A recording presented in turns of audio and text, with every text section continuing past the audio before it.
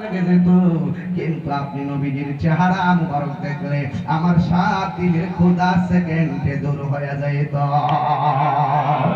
ইয়া রাসূলুল্লাহ, নবী গো, ও মায়ের নবী, আপনি যদি চলে যান, আপনি যদি চলে যান, কে কার চেহারা দেখে আমার ক্ষুধা দূর করব? তবে একটা কথা বলতে চাই গো নবী, আপনি কি আপনার নিজের ইচ্ছায় যাচ্ছেন নাকি আল্লাহর ইচ্ছায়? এবার আমার নবী, আপনার নবী বলে, আবু বকর রে, আমি নিজের মন গড়া কথা কই না রে, আমার কথা আমার আল্লাহর কথা, জোরে কোন ঠিক কিনা? ওয়ামা ইয়ানতিকু আনিল হাওয়া ইন হুয়া ইল্লা ওয়াহিয়ুন ইউহা। আল্লাহর কথা ছাড়া আমি কথা বলি না, আমার নবী হলো আল্লাহ দেখার আয়না। জোরে জোরে কি সুবহানাল্লাহ বলা যাবে না? কি দিয়া বলবো? আমার নবী বলে, নবী গো, আপনি নিজের স্বইচ্ছায় মক্কা ছেড়ে মদিনায় যাচ্ছেন, আর আমি আবু বকরকে রাইখে যাইতেছেন। আমার নবী বলে, আবু বকর, আমি আছে না, নিজের ইচ্ছা যাই না রে আবু বকর, তুমি কি জানো না এই দেশটা আমার মায়ের দেশ, মায়ের দেশের লাইলা বড় মায়া লাগে, এই দেশের জন্য আমাদের টান আছে না না? এই বাংলাদেশের জন্য আমাদের অনেক টান আছে। 30 লক্ষ শহীদের রক্তের বিনিময়ে, 2 লক্ষ মা বোনদের ইজ্জত হানির বিনিময়ে এই দেশের লাল সবুজের পতাকা পেয়েছি। এই দেশের মধ্যে বিদেশিদের দাদাগিরি বাবুগিরি কোনো মাতবাড়ি চলবে না, কথা বলেন ঠিক কিনা? আমরা সব চাইতে বড় পরিচয়, আমরা কইলাম বাংলাদেশি, কথা বলেন না ঠিক কিনা? এই দেশের ইঞ্চি ইঞ্চি মাটি নিয়ে যদি কেউ দুর্বিসন্ধি করে, এখন হয়তো খানকাই বসে আছি, আমাদের বাপ দাদারা কিন্তু লাঠি দিয়ে বাইরাইয়া ওই রাজা, ওই যে পাকিস্তানের যারা হানাদার বাহিনী, এদেরকে কিন্তু দৌড়াইছে, দেশটা স্বাধীন করছে। আমরা কিন্তু বাঙালি লাল চোখে ডরাই না, দেশের সবাই কিন্তু সার্বভৌমত্ব রক্ষায় আমরা মাঠে নেমে যেতে প্রস্তুত আছি, কথা বলেন ঠিক কিনা? রাজা আছি না বলো? এই জন্য যুবক ভাইরা আমার, আমার দেশ আমার ধর্ম, কথা বলেন ঠিক কিনা? ধর্মের নামে অধর্মের চর্চা চলবে না। দেশ নিয়ে কোন জনের ষড়যন্ত্র আমরা বরদাস্ত করব না, কারণ আমরা হলাম দেশ প্রেমিক, দেশ প্রেমিক, কথা বলেন ঠিক কিনা?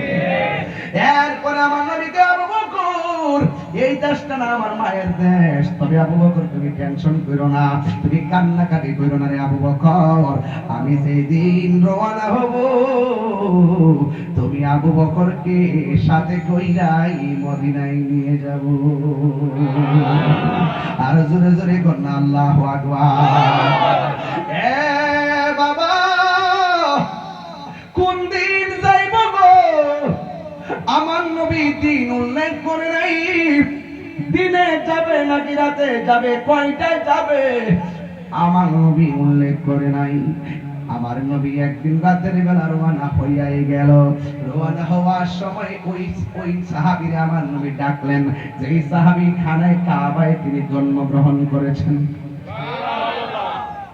যেই সাহাবী আমার নবীর চুত মুবারক সর্বপ্রথম দুনিয়াতে এসে পান করেছেন, যেই সাহাবী সর্বপ্রথম আমার নবীর চেহারা মুবারক দেখেছেন, যেই সাহাবী সর্বপ্রথম ইয়া রাসূলুল্লাহ স্লোগান দিয়েছেন, ওই সাহাবী হলো আহলে বাইতের সদস্য, যার নাম হলো মাওলা আলী কাররামাল্লাহু তাআলা ওয়াজহুল কারীম।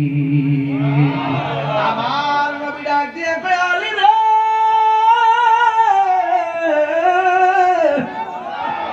তিনবার করে আল্লাহু আকবার।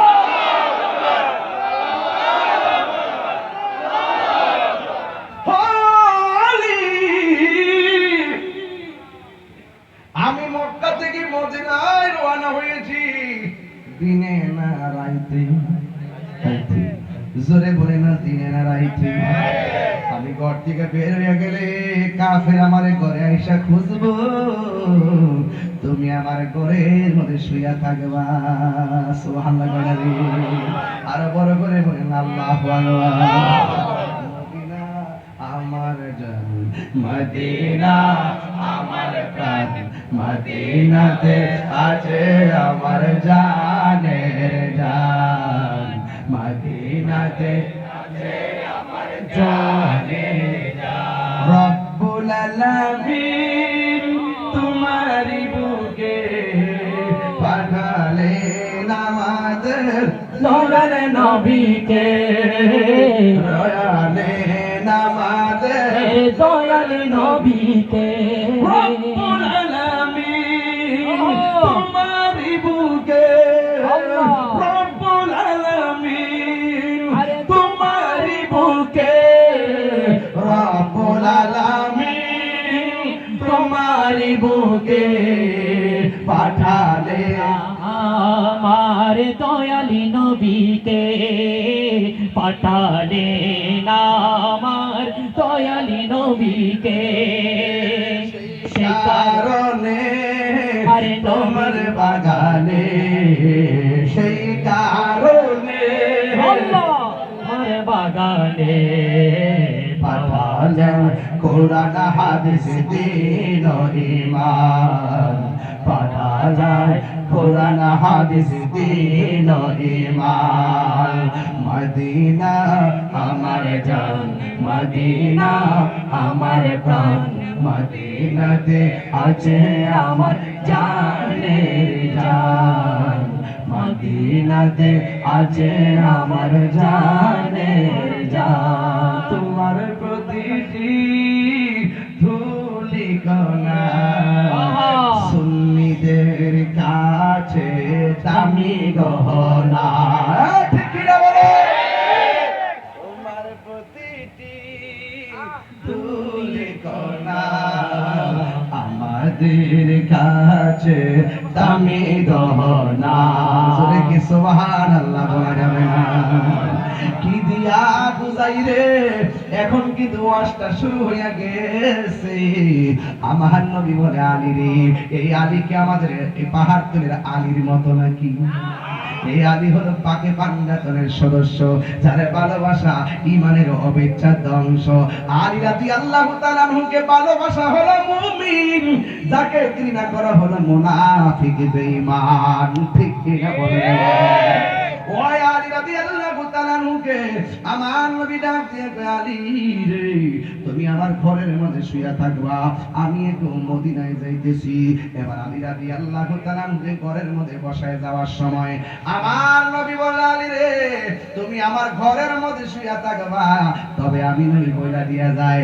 তোমার সঙ্গে আমার দেখা হবে সোনার মদিনা আল্লাহু আকবার এবার মওলা আলী রাদিয়াল্লাহু তাআলা আনহু তিনি ঘরের মধ্যে চাদরটা ঢাইকা মাথাটা ঢাইকা তিনি শুয়ে রইছে এবার কাফেররা নবীর ঘরের মধ্যে ঢুকছে ঢুকার পরে আমার নবী কয় কে এবার ছুরির মাথা দিয়া তলোয়ারের মাথা দিয়া মওলা আলীর মাথার উপর থেকে তারা মনে করছে নবী শুয়ে রইছে এবার এই তলোয়ার এবার আমার নবীর ঘরের ভিতরে শুয়ে রইছে মওলা আলী ওরা মনে করছে নবী বুঝি শুয়ে রইছে নবীরে মারার জন্য গেল কিন্তু এই তলোয়ারের মাথা দিয়া এইভাবে এই চাদরটারে সরাইলো সরাইয়া দেখে মওলা আলী রাদিয়াল্লাহু তাআলা আনহু ঘরের ভিতরে মাথা ঢাইকা শুয়ে রইছে চিৎকার মেরে কন্যা সুবহানাল্লাহ এবার কাফেররা কয় নবী কই মওলা আলী তো মিথ্যা কথা বলে না কই নবী ঘরের দরজা দিয়া বাইরে গেছে আরে বড় করে কোন সুবহানাল্লাহ কি দিয়ে বেরিয়ে গেছে ঘরের দরজা দিয়ে বের হয়ে গেছে এবার কাফেররা ঘর থেকে বের হয়ে গেছে নবীর সন্ধানে এখন মওলা আলীরে প্রশ্ন করে আলী গো এরা যদি আপনারে নবী মনে কইরা ঘুমের ঘরে মাইরা ফেলাইতো তাইলে কি হইতো আপনি তো ইচ্ছা করলে চেহারাটা খুললা ঘুমাইতে পারতেন ওরা যেন দেখে আপনি আলী এখন মাথা যেটা ইচ্ছা ঢুকাইছেন ওরা যদি আপনাকে ঘুমের ঘরে মাইরা ফেলাইতো তাইলে আপনার কি অবস্থা হইতো মওলা আলী বেলায়েতের জবানে ডাক দিয়া বলে তোমরা কি পাগল হইছো নাকি আমার নবী যাওয়ার সময় বলছে আমার নবীর সঙ্গে আমার মদিনা দেখা হবে রে আমি আলীর বিশ্বাস হলো আমার নবীর সঙ্গে দেখা হওয়ার আগে আমার মরণ হবে না জোরে জোরে কি আল্লাহু আকবার বলেন সাহাবারা নবীর কথা মোবারক মোবারককে কিভাবে দাম দিত, সাহাবীরা আমার নবীর কথা মোবারককে কিভাবে ধারণ করত। আজকে পাহাড়তলির মানুষ দেখিয়া মনে হইতাছে আপনারাও নবীরে খুব ভালো করে ধারণ করেন। কেন? জন্ম আমার নবীর